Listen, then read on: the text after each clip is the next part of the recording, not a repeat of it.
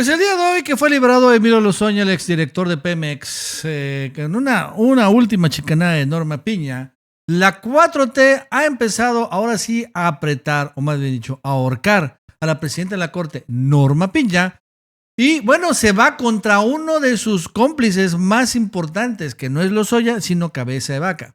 Porque a la orden de aprehensión que se conoció, que se entregó hace algunos días en contra de Cabeza de Vaca, su esposa, su suegra, su mamá y sus hermanos, ahora también viene una nueva orden de aprehensión, pero por un desfalco multimillonario en la Universidad Autónoma de Tamaulipas. En ese sentido, se le ha empezado a acumular a Norma Piña un montón de casos, pero en contra ahora de Cabeza de Vaca, quien ahora la 4T ha centrado todos sus esfuerzos en finalmente entambarlo, evitarlo a como del lugar, que tenga fuero. Y bueno, Norma Piña, pues sí que intenta dar amparos, la hemos visto cómo protege a muchos delincuentes de cuello blanco, pero a pesar de esto, el tema de la 4T, cómo se está ensayando contra Cabeza de Vaca, sí es un mensaje para la actual presidenta de la Corte, que vaya que ha insistido en sacar a todos los pillos prianistas de la cárcel. Por lo pronto, hace unos minutos del momento de hacer este video, ya salió Emilio Lozoya del reclusorio norte. Porque le fue cambiada la medida cautelar que tenía en ese momento. Recordando que la medida cautelar es de la prisión preventiva oficiosa.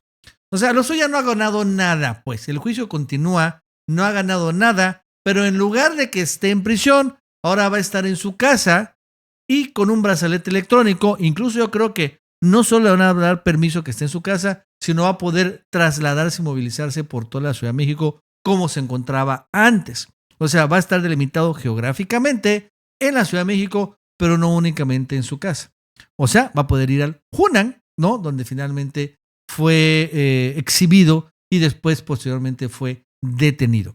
Entonces, en el caso de Emilio Lozoya, le cambia la medida cautelar porque, por increíble que parezca, lo que dice el juez, o la jueza más bien dicho, es que ya no hay riesgo de fuga de Emilio Lozoya.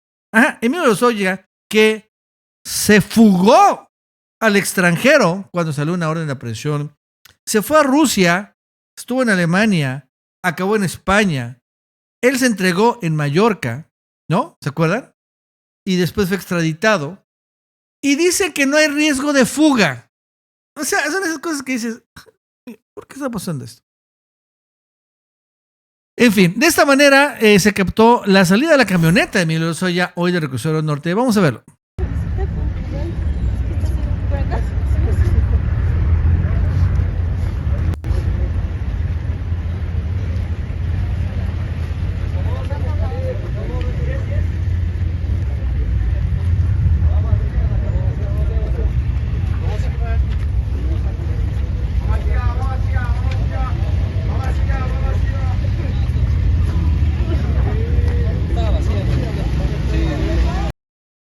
Y bueno, no se vio nada, dicen que estaba vacía o que no estaba vacía, no lo tengo muy claro, pero bueno, ya finalmente no fue captado. La otra vez debemos recordar que, bueno, Emilio Lozoya fue captado ahí en el Hunan, con por cierto la hija del dueño de José Cuervo, en un restaurante en Polanco, en donde llegó Lourdes Mendoza a tomarle foto. Y que acuérdense que también aquí, quien queda honestamente como tonta, le digo con todo respeto, es la periodista Lourdes Mendoza, la llamada Lady Channel. Porque ella, pues fue la que Emilio Lozoya exhibió que Lourdes Mendoza estaba recibiendo regalitos, vamos a llamarle así, regalitos entre comillas, de parte de Luis Videgaray, entre ellos bolsas Chanel de varios decenas de miles de pesos o incluso cientos de miles de pesos. Que incluso, dijo Lozoya, le pagaba la renta, le pagaba dinero, en fin. Y uno se pregunta, ¿y por qué era tan generoso Videgaray con Lourdes Mendoza? Bueno, entonces esto generó la furia. Lourdes Mendoza dijo que no era cierto y que, bueno, ella lo demanda moralmente por daño moral y después le dan el pitazo que está Emilio Lozoya en el Hunan y ella toma esta foto, ¿no? Y después de esta foto se hace tanto el escándalo que la fiscalía decide meterlo en prisión. Y hasta ahí salió. Entonces ahora Lourdes Mendoza queda como, repito, tonta porque ahora la ha sacado Norma Piña. Ella es una defensora de Norma Piña. es una enorme defensora de la independencia del Poder Judicial. Ella es una defensora de los contrapesos, ¿no? De esta valiente ministra de la Corte. Entonces ahora, como le sucede en este karma, le está tocando a ella, ¿no? Pues ser víctima principal de la corruptela de Emilio Lozoya, ¿no? Porque finalmente ella demandó a Lozoya, dice que ganó, pero realmente no ganó nada. Lozoya nunca le pagó nada, ni un peso, porque el daño moral es que le pagó una lana. No pasó eso. Sale Lozoya como si nada, se pudiera al Hunan, y no importa si el Lourdes Mendoza le toma fotos, ya no va a regresar a la cárcel. Terrible. Digo, quedó como una tonta, pero bueno, cada quien. Por cierto, eso no fue la única noticia mala de hoy. También en la sección de seguridad que comandó Luis Rodríguez Bucio, el día de hoy en la mañanera, también se reveló que la jueza Jesús Karina Almada Rábago ha liberado a Luis Cárdenas Palomino, la mano derecha de García Luna, por la omisión que se cometió por dejar pasar armas a México en el operativo Rápidos y Furiosos. O sea, que también Luis Cárdenas Palomino ha sido exonerado por este tema, escandaloso incluso a nivel mundial. Sigue en la cárcel porque todavía tiene el caso de la tortura a Israel Vallarta, ¿no? Eso es lo que lo mantiene en la cárcel. Pero seamos honestos, si ya liberó lo más difícil, Cárdenas Palomino, eso la tortura lo va a liberar rapidísimo y eventualmente le va a salir. Entonces vemos que Norma Piña ha sacado a todos. Ha sacado a Lozoya, a Juan Collado, a Rosario Robles, falta que salga Cárdenas Palomino. En fin, ha sacado también a criminales muy importantes y ahí van. Pero de todos modos esto no ha quedado porque la 4T arrancó el contraataque. El contraataque y saca uno de los cómplices y pues amistades más cercanas de Norma Piña, que es García Cabeza de Vaca, ¿no?